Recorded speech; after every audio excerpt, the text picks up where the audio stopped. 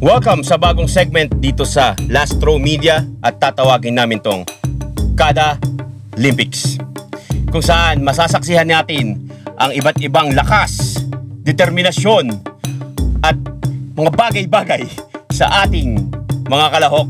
Ang unang pagsubok na kanilang paglalaban-labanan ay ang kayak race. Sa green corner, nandito si Gabrang at si Cyrus. Sa red corner naman ay si Maricar at si Chris Delano bilang Chrismar.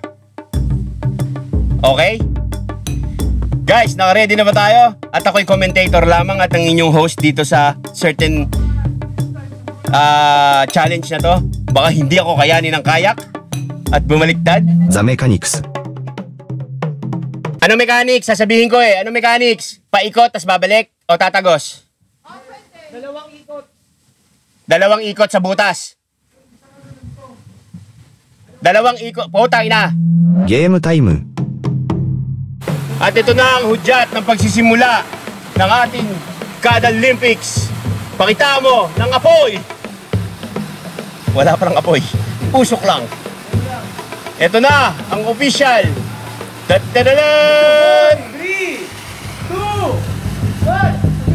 1 race! Ito, nakikita po natin ang red corner, which is si Chris Delano at si Maricar. Nagkakarera para sa mga buhay. Sila nag-set ng rules pero hindi nila sinunod, mga tanga. Ayun, si Gab, napaka-competitive ng green team. Medyo bobo si Maricar sa puntong to. Siya ang nag-set ng rules pero hindi niya sinunod. Dalawang lap ang mangyayari. Ayun, nakikita natin si Cyrus at si Gabrang. Dumedire-diretso, papasok. Medyo bobo pa rin si Chrismar. Ayan, yan nakikita nyo. Oh, yan, sige. Hirap na hirap. Gusto nyo yan. Sige. Sinusubukan nila akong kumbinsihin na bobo talaga eh. Bobo! Bobo!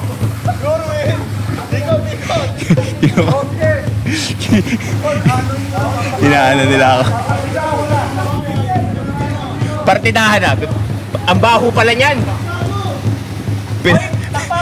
Pinapartidahan ni Gabra at ni Cyrus. Bumalik sa starting line para sa second lap. Ayan, diretso na sila. Iikot po sila dapat dun sa ilalim dahil si Maricar ang nag-set nitong bagay na to. At ayan, kitang-kita po natin na hindi sumusunod sa rules ang mismong gumawa ng rules. Ayan, si Gab talagang pinartidahan na. Ayan, kitang-kita natin. Dahil si Gabrang ay dati sumali to sa rowing team ng San Beda, kaya meron siyang basic. Etong dalawang to, bobo talaga. Kitang-kita natin ang pinapamalas nilang kabobohan. Ayan, oh, nagmarunong pa ang isa, dinabasa yung nasa likod. Tanga! Oh, yan. Sige. Bakit nag-set kayo ng rules, hindi nyo sinusunod? O, yung kalaban nyo, competitive. So, nakikita po natin dito, mga tol, magsa-second lap na, ayan na. Pinartidahan na, nagpaikot-ikot na. Ayan, nagpaikot-ikot na si Gabrang at saka si Cyrus. Habang yung dalawa, wala pa rin nangyayari. Ayan, sige. Humahabol ang Chrismar. Pero tanga pa rin. Sige. Ayan, eto na. Lalabas na sa unang butas ang Team Cyrus Gabrang. Ayan, pabalik na sa starting point. Pero hindi po nagpapatalo ang fighting spirit ng Team Chrismar. Eto na, lulusot. Hindi nasasagwan. Mayabang, yung isa, bobo. Ayan na, oh. Pero hindi sila bumabalik sa starting point. Kailangan babalik sa starting point. Ayan na. Nako, mukhang may laban pa. Nagpakakampante ang Team Cyrus Gabrang. Mukhang hahabol ang Chrismar. Ayan, tignan natin kung talaga hahabol. Oh, bobo. Dapat ang title nito, Bobo Olympics. Okay. Stop! Nanalo po sa challenge na to ang Team Cygab at napag-iwanan sa kangkungan at palaisdaan ang Team Chrismar. Nagpamalas sila ng walang angking kabobohan. So, gumawa ng rules, hindi sununod. Alright? Okay. Let's go. The winner. Ang nanalo po dito ay ang green team. ang Team Saigab. Okay? Babalik na sila at magkakaroon tayo ng official awarding.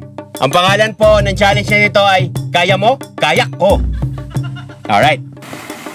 Yung interview dito ano po gulong ang break?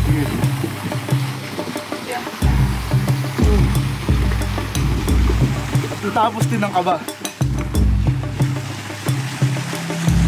アワーディング So iniimbitahan natin ang mga kalahok para sa unang leg ng Kada Olympics na tinawag nating Kaya Mo, Kaya Ko race. Okay, so nandito ang Team Chrismar at ang syempre, ang nag-champion.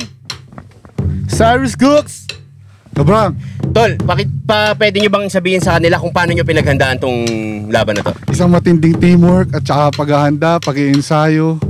Talagang binuhos namin ni Cyrus yung talagang best effort. Grabe, grabe. At syempre, dahil kay God. Kay God, kay God. Okay, ipasa nyo naman sa kabilang team. Guys, yung mga losers yan. Mga losers. Mga losers. Guys. Hello, losers. Tatanungin natin ang losing team. Dito kayo. Tatanungin naman natin ang losing team. Guys, ba't ang tanga nyo? Bobo ni Chi. Parang pagmamaneo lang ng kotse yan eh. Minsan, ang babae. Ayoko na lang magsalita. Ang corny po niya doon, mga kaibigan. Medyo mali. Pero yun nga, nakita natin na sila nag-set ng Pero rules. talaga, in-enjoy lang talaga namin yung ano. So, hindi kayo competitive. Hindi kayo talagang nagpa-competitive. in-enjoy lang namin yung kayak. Pinagbigyan lang namin yung mga bihira manalo. Yeah. So, ang tanong, kaya mo? Hindi ko kayak. Kaya nyo? Kaya ko! Ayan. Yo, maraming salamat sa panonood ninyo ng unang challenge ng Kada Olympics. Kada Olympics. Yeah, let's get it. Kami ang Last Row Media.